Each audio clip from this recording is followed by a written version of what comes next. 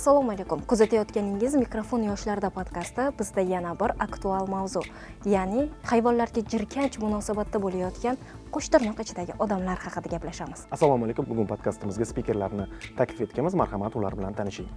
Nargiz Qosimova, ekolog jamoat birlashmasi direktori, professor. Gulchehra Ergasheva, ekolog jamoat birlashmasi direktori o'rinbosari. Assalomu alaykum, xush kelibsizlar. Assalomu alaykum. Studiyamizda xush ko'rdik. Bugun bir narsaga urg'u qaratishni xohlardim. Men xursand bo'ldimki, qaysi sohada bo'lishidan qat'iy nazar, hayvonlarga, umuman tabiatga, ekologiyaga befarq bo'lmagan shaxslarni ko'rib turibmiz. Misol uchun Gulchehra opa xonanda, bundan tashqari pedagog bo'lishlariga qaramasdan, bugun ekolog jamoat birlashmasida o'z o'rnalariga ega ekanlar. To'g'rimi Nargiz opa? To'g'ri. Ya'ni ekolog jamoat birlashmasi bu nodavlat notijorat tashkilot bo'lib, biz 2022-yilda ro'yxatdan o'tganmiz. 2025-yilgacha anchagina ishlar qilib qo'ydik desam ham bo'ladi va bitta narsa borki, bizani tashkilotimiz avvalo tashabbuskor guruh sifatida shakllangan va 5-6 yil faqatgina tashabbuskor guruh sifatida faoliyat olib borganmiz. U nima degani? U aynan ekologiyaga befarq bo'lmagan, boshpanasiz, yovvoyi hayvonlarni taqdiriga befarq bo'lmagan, daraxtlarni, flora va faunani taqdiriga befarq bo'lmagan turli xil kasb egalari, buni ichida yoshlar ham bor. Muhimi manfaatsiz. Manfaatsiz, hech qanaqa manfaatsiz, volontyorlik asosida, ko'ngillar asosida shu bitta g'oya uchun birlashgan insonlar sifatida. Masalan, Gulchehra xonanda, bizada Avazxon bor, Vebster universitetida dars beradilar. Bizada jurnalistika va ommaviy kommunikatsiya universitetining talabalari bor va eng quvonarlisi, bizada hozir Gulchehra ham aytib beradilar, zo'ko'ngillilar bor. Bu juda ham og'ir ish desam ham bo'ladi, chunki zo'ko'ngilli degani bu aynan hozirgi kunda boshpanasiz jonivorlar, ya'ni boshpanasiz itlar va mushuklarga vahshiyona munosabatda bo'layotgan insonlar bilan borib gaplashishda juda ham ko'pchilikka keladida, yo'qotinglar buni deydi. Masalan, mushuklarni, itlarni olib ketinglar deydi. Qayerga olib ketadi? Misol uchun priutlar to'lib ketgan, bizada davlat priutlari yo'q. Davlat boshpanalari yo'q. Borlarida ham sharoit yo'q. Asosiy muammo shundaki, bizada o'sha boshpanasiz jonivorlar uchun priutlar YTT sifatida ochilgan, chunki qonunchiligimizda priut yoki boshpana ochish degan narsani o'zi yo'q.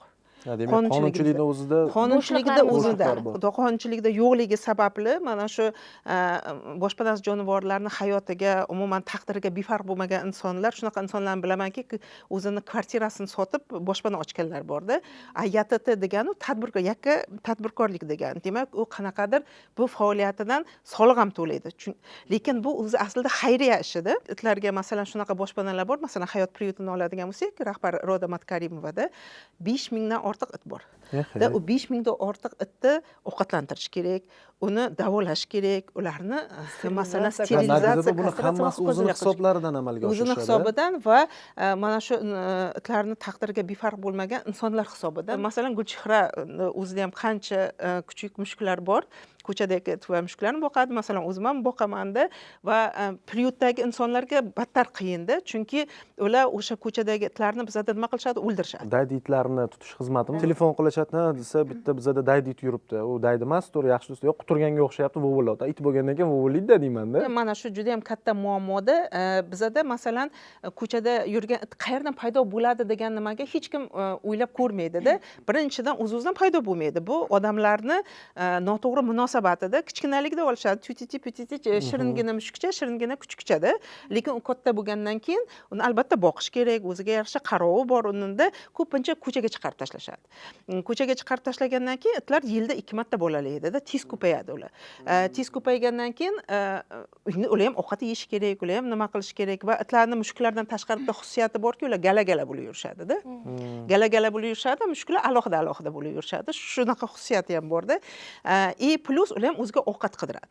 Ovqat qidirgandan keyin bizada o'sha obodonlashtirish boshqarmalari qoshida daydi itlarni, daydi jonivorlarni, boshpanasiz jonivorlarni tutish maxsus bo'linmasi bor. Atlovka deyiladi xalq tilida.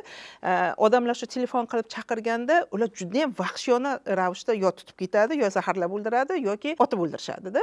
Yana bitta narsa borki, bizada odamlarni filmlarni ko'rishgan, nimani ko'rishgan, ya'ni filmlarda ko'chada ushlab olib borishadi, chiroyli bitta priutga olib borishadida, Parvarish bu yerda qilishadi. parvarishlash shunaqa deb Bu o'ylaydi. kino deydi. Bu kinoda juda ham ko'pchilik shunaqa o'ylaydi. Bizadagi ahvol o'ta achinarli. Mana Gulchehra bilan juda ham ko'p atlovkalarga boramiz, borsalar yig'lagimiz keladi. Kichkina qafaslarda tagi betonlangan, nima qilgan. O'sha yerga bir olib kelishda 20 ta it tiqishadi. 5 kun o'zi aslida Vazirlar Mahkamasining 202-qarori bor. O'sha qarorga asosan tutib olib keladi. O'sha atlovkaga o'sha tiqadi, o'sha qafaslarga, lekin u qarorda veterinar chaqirish kerak. Veterinar kelib o'tlarni ko'rish kerak.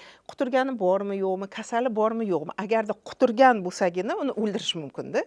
Quturmagan bo'lsa u yoqda taqdiri yo'q Vazirlar Mahkamasida. Ya'ni 5 kun ushlab turishadi.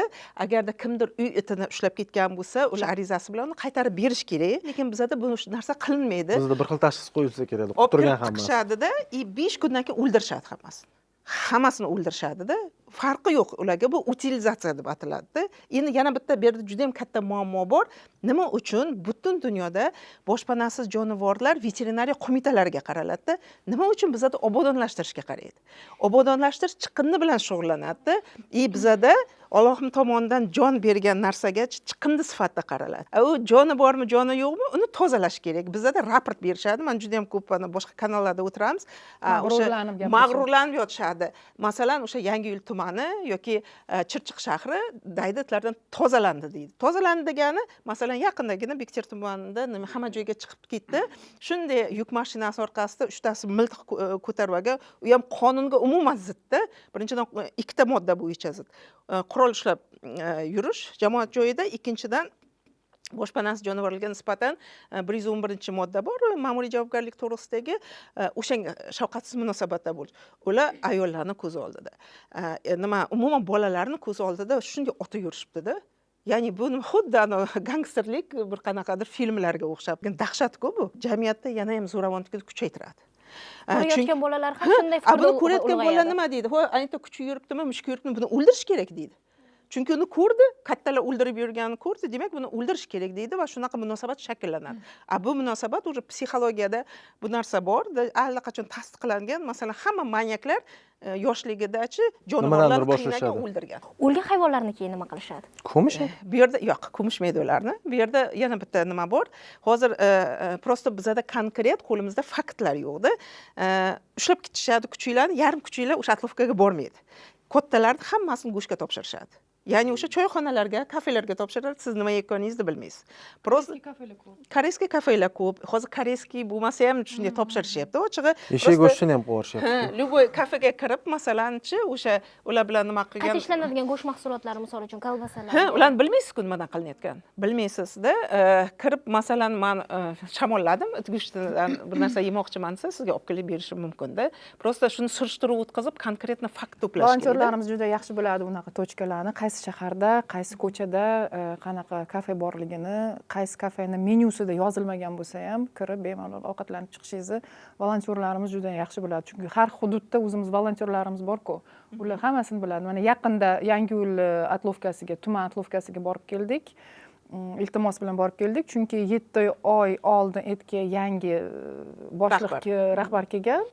Rahbar bilan qanaqadir kelishmovchilik paydo bo'ldi, chunki oldin shunaqa atlovkalarimiz bor.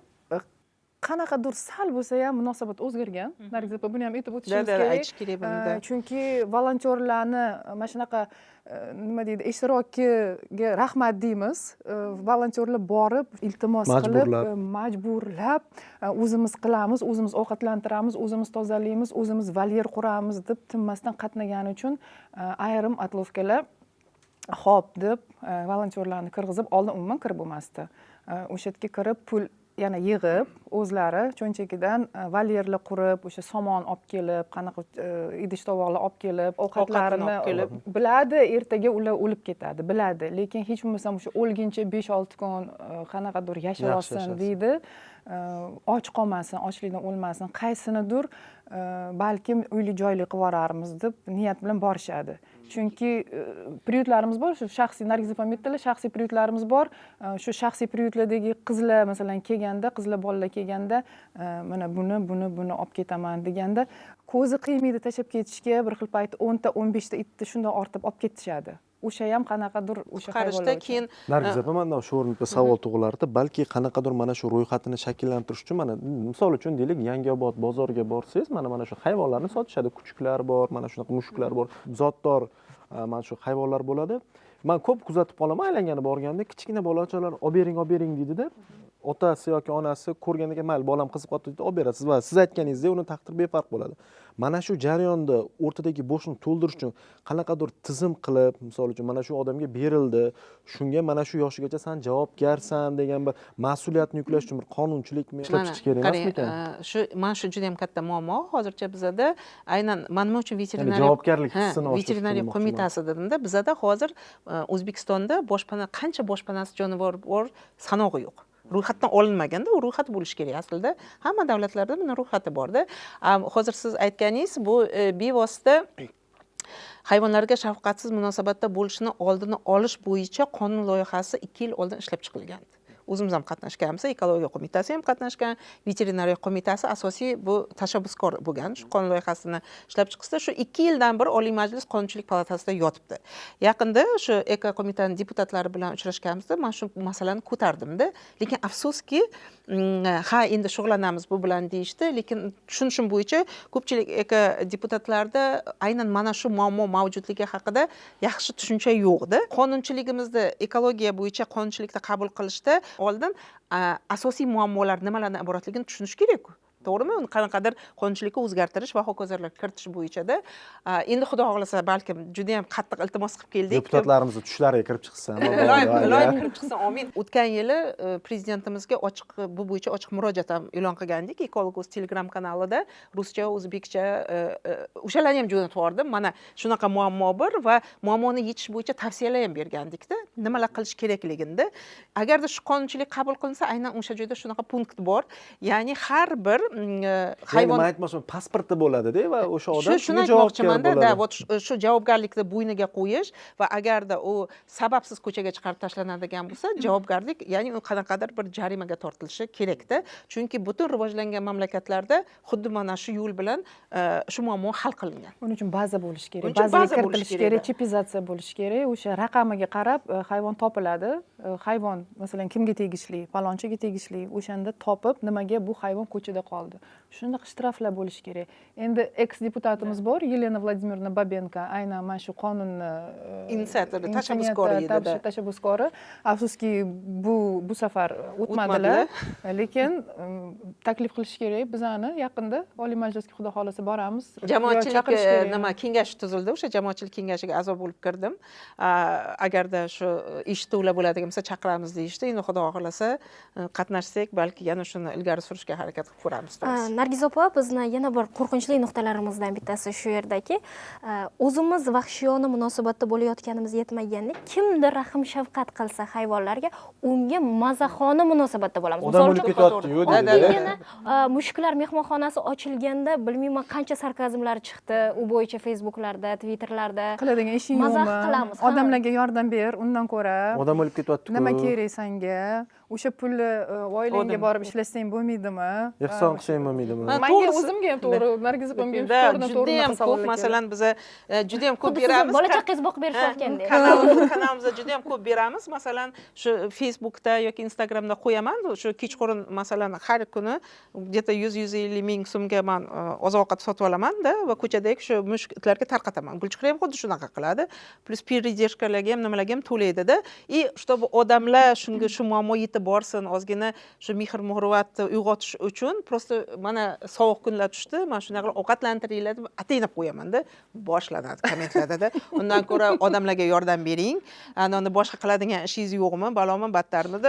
Uni cho'ntagidan pul olayotgan deydi. Bizda aql o'rgatadiganlar ko'p-da. Divanli ekspertlar ko'p-da. Bizda afsuski-da, bir ikkitasi bilan urishib ham qolganman. Sal mengizni ko'tarib bir marta ovqat bering yoki bir marta hop odamga bitta yordam berib ko'rsatib qo'ying. O'zingiz aziz, keyin gaplashamiz degan nimalar ham bo'lganda, afsuski mana shunaqalar juda ham ko'p va eng yomoni bizada foydasini bilishmaydida. Mana misol uchun oddiygina mushuklarni yo'qotish kerak, mushuklarni yo'qotish kerak. Elementarni yozib beraman. Bo'ldi, mushukni yo'qotinglar, ertaga domingizni sichqon bilan kalamush bosadi deb. Xuddi shu narsa masalan nimada bo'lgan? Avstraliyada 21-yili bo'lganda mushuklar bilan ilonlarni yo'qotishgan, chunki sichqon bilan kalamushni ilon yeydi-da ko'pinchada. Mushukdan ham ko'ra ko'proqda. Естественно, mushuklar sanitar hisoblanadi shahar joydada. Yo'qotishgan bo'ldi. Ужас, prostachi gilam bo'lib nima sichqon bilan kalamushlar yugurib yuribdi-da. Ularni nima qutqardi? Ular hatto ularni zaharlab ham yo'qotilmadi-da Avstraliyada. Olib kelishdi. Ilon bilan mushuk olib kelishdi-da. Boshqa iloji yo'q. Xuddi 57-yilda Xitoy chumchuq bilan nimalarni qushlarni yo'qotganda o'zimizda ham viloyatda shunaqa bo'lyapti-ku. Viloyatlarda shunaqa narsa telefon bo'lyapti-da. qilishadi, mushuk jo'natiladi. Nimadir bo'lganki, qaysidir ayrim viloyatlarda mana shunaqa bo'ladi-da. Sichqonlar ko'paygan bo'lsa kerak. Yo'q bo'lib qoladi mushuk. Shu qirib tashlaydi. Yo'q, ular qirib tashlaydi. Chunki bizadachi mana shu bu hammasichi mana vahshiyona nimalar, men juda ham ko'p analiz qildim bu bo'yichada. Vahshiyona munosabat ekologik bilimsizlikdan, mana shu hayvonni ekologik tizimdagi, biologik zanjirdagi o'rnini bilmaslikdan kelib chiqadi. Hozir biz zanjirni uzyapmiz-da. Biz juda ham uzyapmiz. Biz uzib ham bo'ldik bu narsani-da. Biz bitta turni yo'qotish orqali orqasidan to'rtta turni yo'qotilishini tushuntirish kerak-da. Nargiz opa, mana xorij filmlarini ko'raman, Koreya seriallari yoki Turkiya seriallarini ko'rsak, g'oya umuman boshqa bo'lishi mumkin, lekin ularda detallar bor-da. O'sha boy xonimlar yoki oddiy oila vakillari ham o'sha kafega ovqatlanishga borganda qolgan ovqatlarni yig'ishtirib, qaytayotganida o'sha ko'chadagi daydi kuchuklarga, mushuklarga berib, mana shu detallar orqali odamlarning ong ostiga ta'sir qilishadi. Bizda esa Madaniyat sohasiga kiritilgan. Ha, Kiritilgan. Bizda esa o'sha qaynona kelin mavzusidan yo'g'iga o'tolmaymiz. Bizga ham mani jahlim chiqib ketadi, bor kuchukka ovqat bersadi, donpon berib qo'y deyshadi-da. Noto'g'ri bu. Baraka top. Mumkin emas aslida berish. Non mumkin emas o'zi aslida kuchukka berishda. Katta suyak tashlab qo'yishadi. U ba'zi bir kuchuk turlari bor, suyak deyolmaydi, tishi o'tmaydi prosta-da. Unga normal ovqat berish kerak. Keyin bizada yana bitta narsa bor. Achigan, sasigan narsani imенно shu molga, hayvonga berishdi. Achigan, sasigan narsadan u ham kasal bo'ladi. U ham organizm. tirik organizmda aslida bunday olib qaraganda. U kasallanadi, nima qiladi-da. Yuvindi, puvindi qilib ber deydi-da. Mana bu hammasichi bizada na oilada tarbiya borligi bunaqa hayvonlarga munosabatda, na oilada, na maktabda ham yo'q bo'ldi-da, afsuski, na bog'chada. Mana shularni kiritish bo'yicha rosa to'g'risi harakat qilyapmiz-da. Xalq ta'lim maktab va maktabgacha ta'lim vazirligi ham nima qilsak, ular bitta javobi biza fanlarga integratsiya qilyapmiz. Stop dedim. Hop, ajratilgani yaxshi dedim, lekin dedim, fizikasini o'tadi. Tarixini o'tadi-da, lekin ular ekologiyani tushunmasligi mumkin-da. O'zaro bog'liqligi yo'q-da. Ekologiya o'zi grek tilidan olingan bo'lib, eko bu uy, logiya o'rganaman, o'zimni uyimni o'rganaman. Va ekologik muammolar degani bu antropogen ta'sirda, ya'ni insonning ta'siri natijasida kelib chiqayotgan muammolar. Aynan mana shu insonning ta'siri qay darajada salbiy bo'layotgani va har bir odam mana shu salbiy o'zini ekologik izini qanchalik kamaytirishini ekologiya o'rgatadi-da.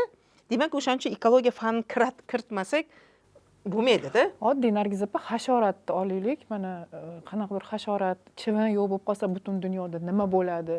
Oddiygina-da uni juda global o'zgarish bo'ladi-da. Endi uni hech kim bilmaydi-ku. Bu mushuk, it, boshqa hayvonlar, hammasi bir-biriga bog'liq hayvonlar bo'yicha. Mana masalan oddiygina asalarini qirib tashlasak, o'zi Xitoyda shunaqa bo'ldi-da, pestitsidlarni ishlatilishi natijasida, ko'plab ishlatilgan natijasida asarlar bitta hozir Sinchuandami, qaysidir bir viloyatida o'qigan bo'lsalaring kerakda yo'q bo'lib ketdi-da. Hozir chunki yo'q bo'lish natijasida changlantirish yo'q bo'ldi. Ya'ni meva yo'q bo'ldi, qaysidir bir sabzavotlar yo'q bo'ldi, chunki asallarlar ularni changlantiradi-da. Faqatgina boshoqli o'simliklar qoladi. Chunki boshoqli o'simliklarni changlanmaydi, ular shunday o'sadi-da. Biza mevasiz, biza sabzavotsiz yashay olmaymiz-ku. To'g'rimi?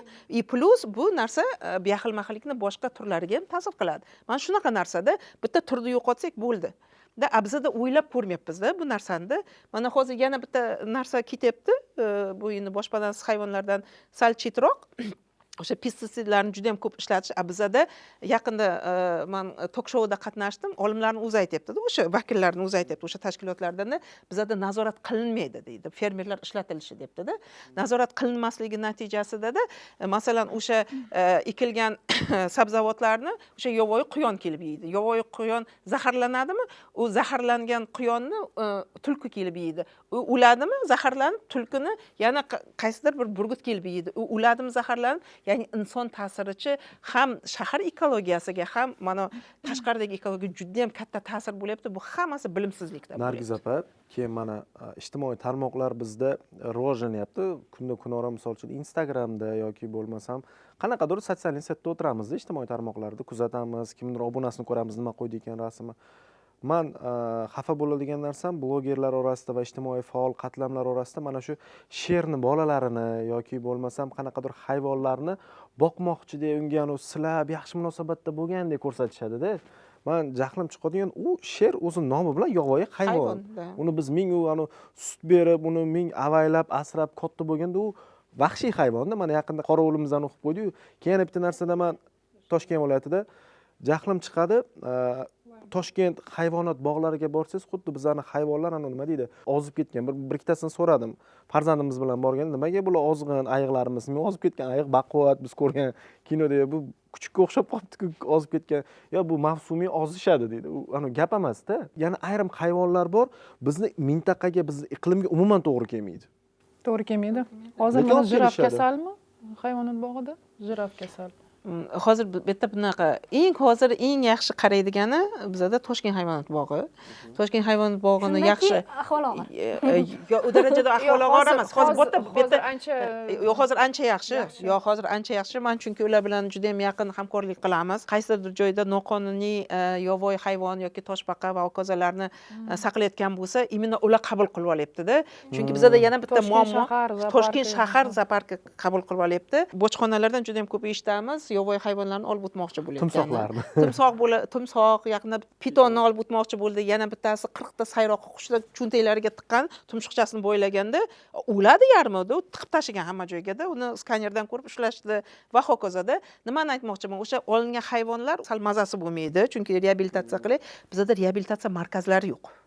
Bizda eng katta muammo tortib olingan hayvonni-chi qayerdadir veterinariya ko'rdiganidan o'tkazib reabilitatsiya markazi kerak. Bu juda ham katta muammo. Bu hukumat darajasidagi ekologiya vazirligi bunga e'tibor qaratish kerak-da. Agar o'sha veterinarlar tomonidan vaqtida ko'rilsa, o'sha ukollari qilinsa, o'zi umuman o'ziga kelib qoladi. O'ziga kelib qoladi va masalan o'zimizda hududda yashaydigan nimalar bo'lsa, uni o'zi qo'yib yuborish mumkin bo'ladi-da.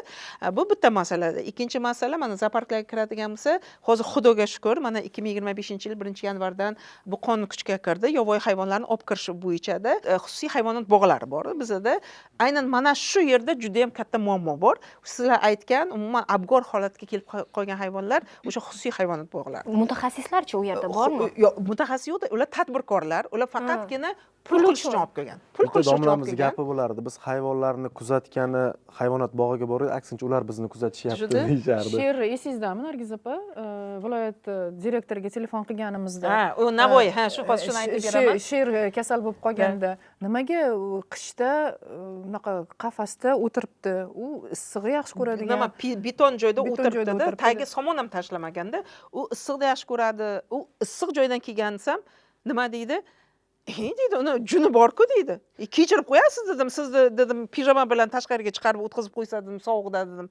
Qanday ahvolda bo'ladi? Sovuq joylarda yashaydi-ku. Ha, keyin aytadi, u sovuq joyda yashaydi-ku deydi. Hattoki ma'lumot yo'q. Ma'lumot yo'q-da, bu Navoiyni direktorda ayolida, keyin u juda ham abgor ahvolda edi. Uni shu ekologiya vazirligiga chiqdik, uni boshqa tashkilotlar, prokuratura nimaga chiqdik, ichki ishlarga, keyin yopishdi uni. Ham yarim hayvonlar уже o'lgan, yarmini qayerga olib keladi? Toshkent zooparkiga olib keldik. Eng yaxshi veterinarlar o'sha yerda-da, to'g'risi.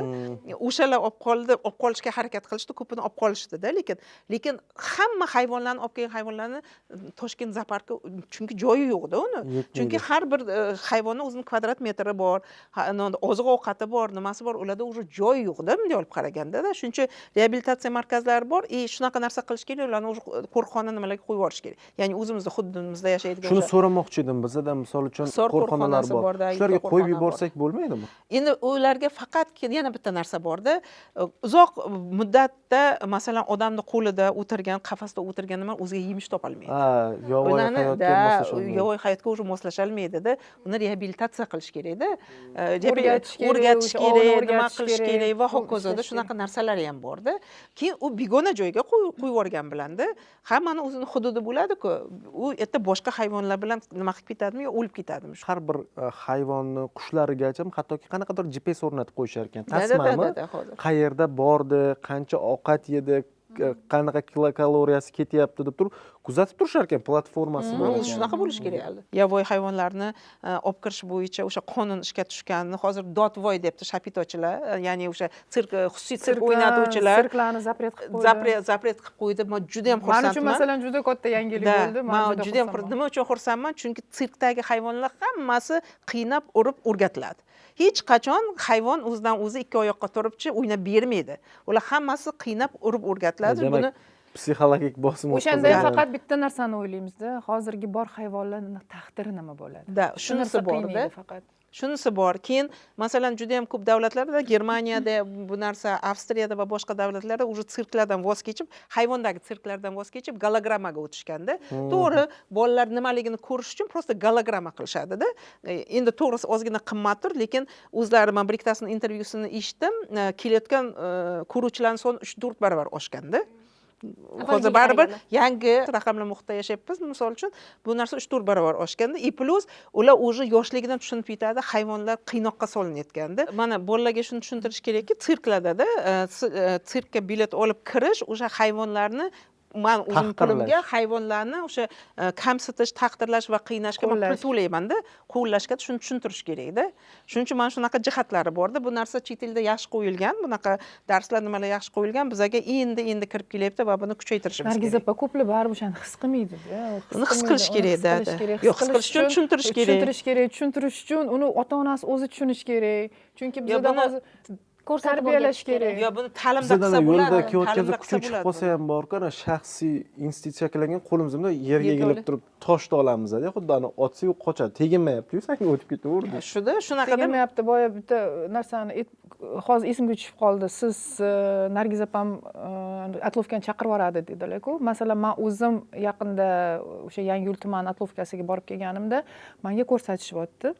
Boshliqlar bilan gaplashganimda menga ko'rsatishyapti. Mana qarang, olib keldi, hujjat olib keldi. Mana portal daydi it olib ketinglar, daydi it olib ketinglar. Keyin bitta video ko'rsatyapti. Videoda bitta ayolmi, bilmayman, za kadr turib olgan, mana bunaqa syomka qilyapti. Turib olib. Men даже o'sha kuchini ko'rmadim. Dalada turibdi.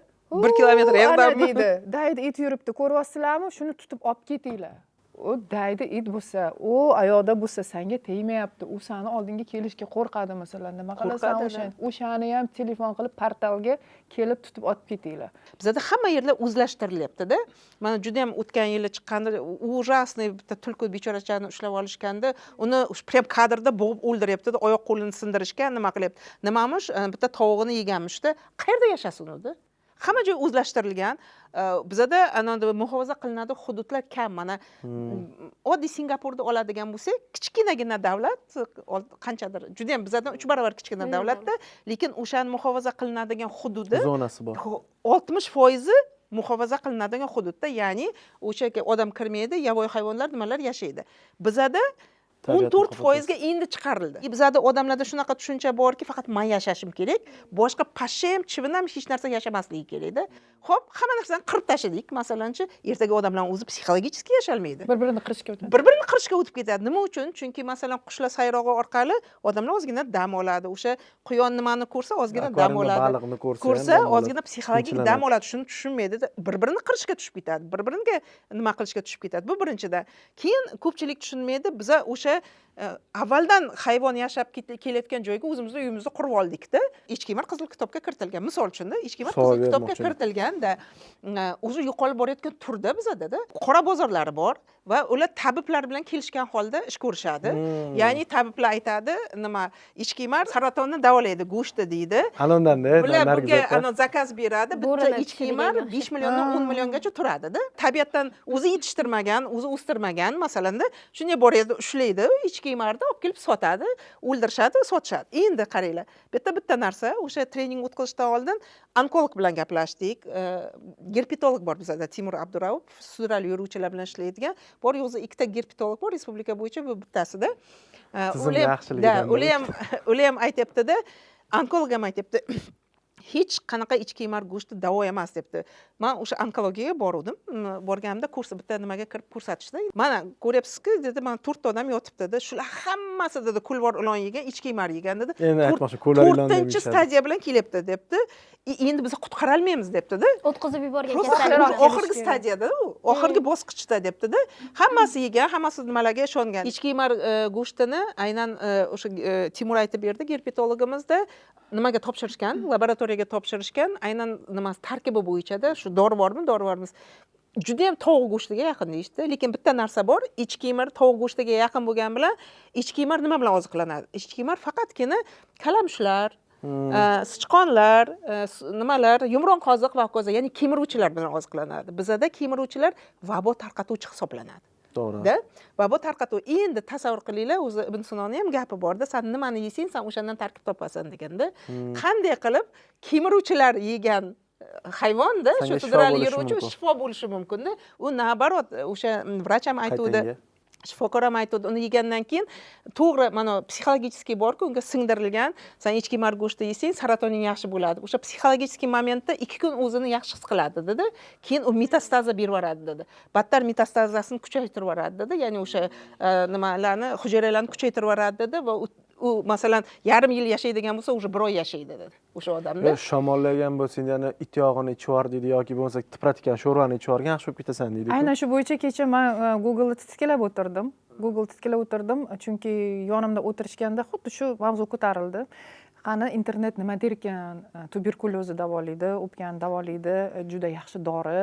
Har safar shu dori deyishganda, qanaqa dori bo'lishi mumkin? Chunki o'zimni tuzalganman deydiganlar bor.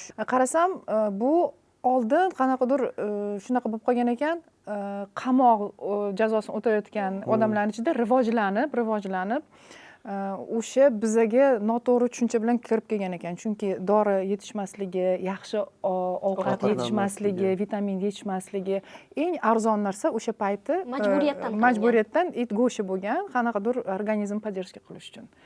Lekin meditsina tomonlama hech qanaqa tasdiqlangan научный исследованияda hech qanaqa tasdiqlangan narsa yo'q. Va bizda mana go'shtlarni tekshirishadi-ku, sanitariya stansiyada, o'shalarni ro'yxatini qaraydigan bo'lsak, eshak go'shti ham, it go'shti ham yo'q, taqiqlangan bizda. Islomda ham taqiqlangan, harom hisoblanadi-da. Ammo bunday qonuniy jihatdan ham aslida taqiqlangan. Shashliqxonada bosishadi. Lekin siz tabib deyapsiz-ku, o'sha soxta tabiblarning gapida, afsuski, mana shu hayvonot dunyosini ham yo'q qilinishiga olib keladi. Bizda Xitoy deydi, uzr-ku-ya. Hech narsa qolmadi.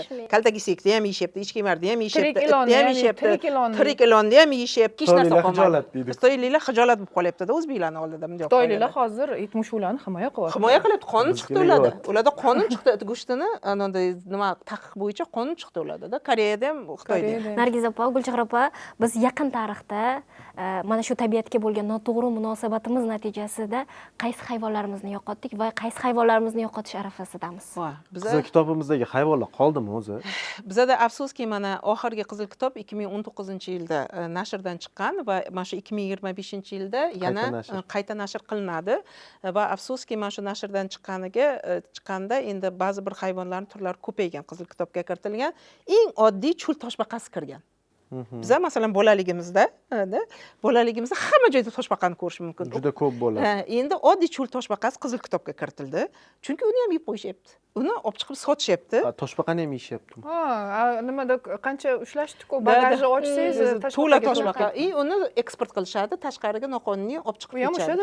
Endi eng nima oson toshbaqani ushlash oson, qo'yondan ko'radi. Bizda уже tipratikan tishib yana yeb qo'yishyapti, davo debdi. Bizda chumchuq qolmadi, qaranglar, chumchuq qolmadi. Chumchuq qolmadi.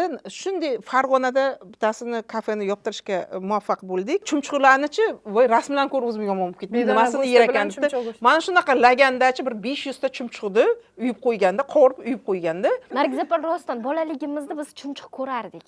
Da, hozir man hozir bilmaymiz. eslolmayman chumchuq qanaqa Chumchuq bo'lishini rostdan aytaman kichkina Endi siringina uni hammasini- kichkina bo'lardi. endi bu yerda uni- boshqa faktorlar ham bor. uni maynaga to'nkashdi bir bizadachi bitta narsa, bizada maynaga to'nkashdi. Bu yerda maynani ham aybi bor, maynalarni ham aybi bor, chunki u ana buzg'unchi qush ochig'ida. Afg'ondan olib Afg'on kelgan. afg'on maynasi, lekin bu yerda 100% afg'on maynasini aybi Aybi emasda. Bu yerda bir qancha faktorlar borda. Hali chumchuq qizil kitobga kiritilmadi, lekin shuni arafasiga borib qoldi. Menimcha-da. kiritsak ham kerak Kiritsak ham kerak menimcha-da. Sudralib yuruvchi 21 ta ilon turi borda. 21 ta ilon turida 6 tasi zaharli, ular hammasi qizil kitobga kiritilgan. Ham odamlar yeb qo'yapti, ushlab qo'yapti. Odam o'zlashtirish natijasida-chi ularga yashashga joy qolmayapti. Qancha zaharli bo'lmasa odamlardan qochib qutulyapti. Yana bitta narsa o'zimizda bor. ham borda ilonni o'ldir Stereotip deydi bor. Bizada qolganicha juda ham ko'pchiligi zaharsiz, uni farqiga borishmaydi, chunki o'rgatilmaydi bizada. Zaharsizda bu ilon ko'rsa o'ldir deydi. Lekin eng birinchi kemiruvchilarni yo'q qiluvchi ilon hisoblanadi. Masalan, mushuk munchagina sichqon ini bo'ladi. Mushuk bitta ikkita tutsa kuniga ilon shunday kiradida, butun avlodi bilan yo'qib chiqadi. hududga baribir o'sha hudud o'zini hududlari O'zini bor. hududlari borda. Keyin ilon nima uchun hovliga kiradi? O'sha hovlida kalamish bilan sichqon ko'p bo'lsagina kiradi. Bo'lmasa odam oldiga kirmaydi ilonda. U kirsa xursand bo'lishimiz U kerak. xursand bo'lish kerak. Uni ilon ko'rsang boy bo'lasan Da, deb. u xursand bo'lish kerak. Masalan, bizada endemik degani faqat o'sha joyga xos kaltakesak turlari borda. Masalanda juda ham ko'pdir o'sha qizil kitobga kiritildi. Yana bitta narsa, stereotipni tushunchada kaltakesakni ko'rdingmi, o'ldir deydi. Kaltakesakning foydasi-chi, u chaqmaydi, tishlamaydi. Bitta kaltakesak, masalan, bitta gekoncha chiqsa, bekordan bekorga chiqmaydi-da. Bir tundachi 500 tagacha chivinlarni yo'q qiladi, pashsha chivin. Osiyo mamlakatlaridachi ularni aynan xudo o'rnida ko'rishadi. Nima uchun? Chunki pashsha chivin ko'p, bezgakni pashsha chivin tarqatadi-da, juda ham ko'p yuqumli kasalliklar. Juda ham ko'p ertaklarda ham, nimalarda ham o'sha ramziy nimasida o'sha kaltakesaklar nimalar bo'ladi-da. Ekologik bilim yo'qligi natijasida biz elementarni qirib tashlaymiz shunaqa narsalarni. Bu hammasi ekologik bilimni oshirishga kelib taqaladi-da. Nargiz opa, mana shu mavzudan oldin, misol uchun hozir hech kimga sir emas, mana hozir hammamiz telefonimizni ochib ovchilar deb yozsangiz chiqadi-da, kanallar, ovchilarning gruppalari, mendan xafa bo'lishmasin. Avtoritet deyishadimi? Otgan hayvonini bundoq rasmga tushishadi yoki ijtimoiy tarmoqlarga qo'yadi. Men shuni otdim, mana shunaqani bo'ldi. Ularga ham bir chora bormi yo ularga belgilangan hududda bormi? ham ochdi-ku Nargiz opa. Bu yerdachi haqiqiy Ovchilarga yoki yaxshi tushuntirishlar olib borilmaydimi? To'g'ri kelgan narsani otib ketaver degan. hozir sal o'zgartirish kiritildi. Shu paytgacha hozir O'zbekistonda 50 mingtacha ovchi bor. Ya'ni u registratsiyadan o'tgan, tasavvur qilyapsizlarmi? Hammasi bittada hayvonni o'ldirsa ham bitta sezonda 50 mingta hayvonni o'ldirdi deganda. Lekin bu yerda ovchi bilan brakonyerlarni farqiga borish kerak edi. Men bilaman, haqiqiy ovchilarni ular tabiatga o'ldirishdan oldin tabiatga o'zini hissasini qo'shadiganlar borda. Baliq ovlashadi, shu baliq chavoqlarni nima qilib, o'zini yonidan ko'paytirib daryoga tashlashadi-da. Ko'payishi qiziqqani uchun. Qiziqqani uchun keyin o'zi aslida haqiqiy ovchilik madaniyati borda. Ya'ni u ko'paytirishga hissa qo'shib, sportivniy interes, keyin uni bittasini, ikkitasini otish kerak. Keyin bizada litsenziya beriladi-ku. Litsenziya berilganda, masalan, ma'lum bir nimaga o'zini sezoni borda, mavsumi bor. Ovchilik mavsumi bor. Qaysi o'sha mavsumda, masalan, to'ng'izni otish mumkin, qirg'ovulni otish mumkin va hokozoni otish mumkin. Lekin bitta ikkitada, lekin juda ham ko'pchilik o'zini mana hozir ijtimoiy tarmoqlar chiqqandan keyin manmanligi uchunchi men ko'raman, o'zim juda ham ko'p ovchilik guruhlarida o'tiraman, to'g'risida. Shuning uchun meni yomon ko'rishadi.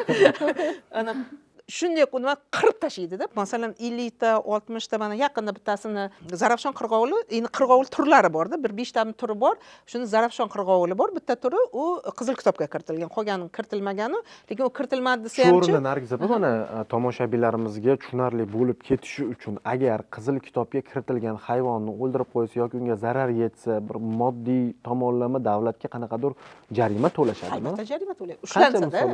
Bu yerda qarang, bu yerda ushlansa-da, ushlash muammoda. Mana ular qo'ygani bilanchi, ular skrytый akkauntdan qo'yadi-da. Uni ochig'i aytaman, masalan, shogirdlarim, volontyorlar iltimos qilib, qanaqadir IT-ni yaxshi tushunadi. O'zimning o'g'lim ham masalan, programmist, IT spetsialist, unga yalinamanda, kirib akkauntini buzib kirib, shuni kimligini topib ber deymanda. Shunday qilib topamiz ko'pchiligini. Uni topganimizdan keyin shu inspektorlarga jo'natamiz, nima qilamiz? Keyin ular boshlaydi-da. Bu yerda yana bitta muammo borda. ekoinspektorlarda surishtiruv nimasi yo'q, vakolati yo'qda. Jarimaga tortish vakolati yo'q. Ular to'g'ri, masalan, topib faqat nimasi protokolini qiladi, keyin ichki ishlarga beradi. Ko'pincha qolib ketadi-da. Lekin bir xil xabarlar eshitib qolamiz-ku, yovvoyi hayvonlarni qizil kitobga kiritilgancha bo'lganligi uchun jinoiy javobgarlik ochildi, bir narsa bor. Yo'q, lekin отдел yo'q, отдел kerak baribir. Jamoatchilik e'tiborida turganlarni nima qilishadi? Chunki dodvoy bo'lib ketadi-da, ommaviy axborot. E'tiborga tushmaganlar e'tiborga tushmaganlar. It mushuklar ko'payib ketdi deyapti. Haqiqatda ko'payib ketganmi shunda? It mushuklarni muammosi bor, juda global muammo O'zbekistonda, nafaqat O'zbekistonda. Ko'pmi demoqchimiz? Umuman O'zbekiston, Tojikiston Haqiqatda balans buzilganmi shunda? Balansi buzilgan deb o'ylamayman, faqat muammo shundaki, hozir novostroykalar juda ko'p, mahallalarning buzilishi juda ko'p. O'sha hayvonlarning hammasi ko'chada qoldi. Lekin odamlarda imkoniyat yo'q. Odamlar qiynalib o'zi masalan kvartiraga ketadi, nima qiladi? Tashlab ketadi. Tashlab ketgandan keyin yana bizga o'xshagan volontyorlar boradi o'sha yerga. Tashkent City qurilayotganda, mahalla buzilayotganda, changda, mana bunaqa tizigacha changda yurganman. Nechta it mushuklarni o'sha yerdan olib chiqib ketib. Nechta mashinalar olib kelib, pul yig'ib, ularni boqqan, unga qaragan odam oyog'ini sindirib qo'ygan, ularni ortib, qanaqadir uylarga olib borib, mana shunaqa narsalarni volontyorlar endi qo'yniga solgandan keyin men o'ylayman, bu faqat Xudo soladi odamni qo'yniga. Balans buzildi deb o'ylamaymiz. Nima uchun? Chunki qarang, yana bitta narsa bor. O'zi kamayib ketdi. O'zi naborot kamayib ketdi-da. Bizda ommaviy zaharlash, it bo'ladi, mushuk bo'ladi, avjida. Yana bitta narsa borki, mana shu ularni yo'q qilaman deb zaharxo'rak tashlashadi-ku, bitta it mushuk yeymaydi uni. Qushlar ham yeydi, uni yovvoyi masalan mayda hayvonlar ham yeydi-da. Bizda juda ham masalan o'zimda video fotolar ko'pda, o'shalar o'lib yotganida, misol uchun kim kafolat bermaydi, zaharlangan sosiska tashlasada, ko'chada 2-3 yoshli bola yurgan bo'lsa, olib og'ziga solmaydi deb kim kafolat bermaydi? Samarqandda festival bo'lishidan oldin Samarqandda butun Samarqandni hayvonlarni zaharlashgan. O'shanda uy hayvonlari, uy itlari, qushlar, tovuqlar, uchib yurgan qushlar, Samarqand ko'chalarda yurimiz shunaqa hit deyapti-da volontyorlar. Endi kim yozadi bizga, kim telefon qiladi? Faqat volontyorlar bilan gaplashib turamiz. Turistlarni olib kelishimiz uchun, turistlar kulib kirish uchun O'zbekistonga hayvonga yaxshi e'tibor kerak.